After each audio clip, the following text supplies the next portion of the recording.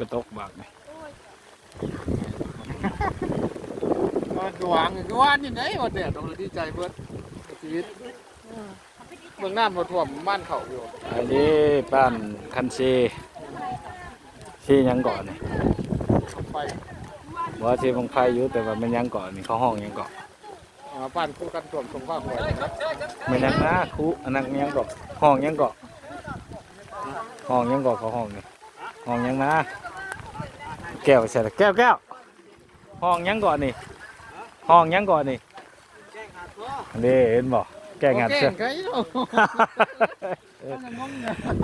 บ้านคันเชยแกงหัดชอบบ้านชมสะอาดลงเผา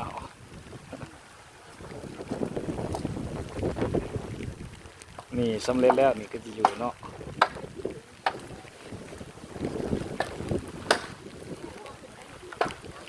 อันนี้ฝนตกเมื่อคืนนี่ตกเมื่อคืนนี่น้ำเชก็ขึ้นอยู่ลาบัดแทกต้นน้ำบ้านต้นแหน13.90 เมตรเชหลายคือว่าอยู่ในเขตระวังภัยอันนี้มันสิเจือนถ้าต้นนี้เจือนมันรู้เลยเนาะว่าน้ำเชขึ้นหลายกว่านี้ท่านพวกเขาเอากระสอบมาปาดทั้งหลุมไว้กัน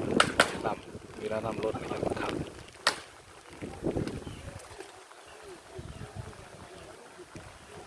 หลายพนักงานนี่แหละประชาชนในบ้านชมสะอาด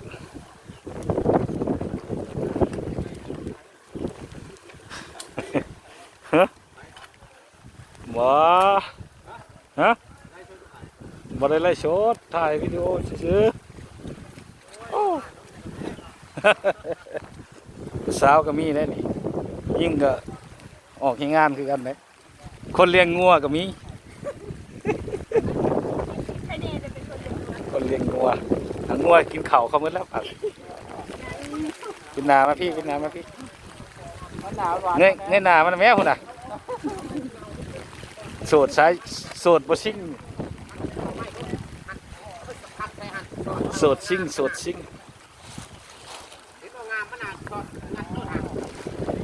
สาวรอบสองทั้งนั้น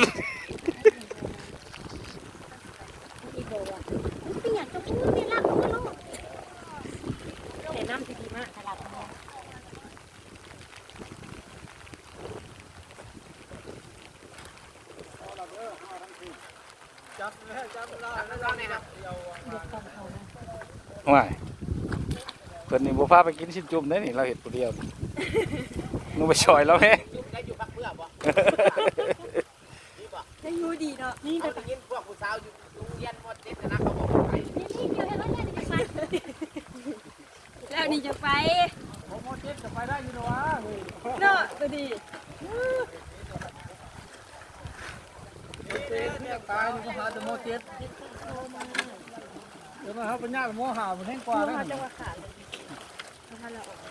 เขาเอาพัวอยู่แล้วแกถึงว่าปีอาหารแหละคำนี้หันแล้วก็ความพูดอยู่เนี่ยเราประกาศเห็นว่าเป็นตัวเบากันไว้แล้วเราคนหุ่นดีเชื่อจะได้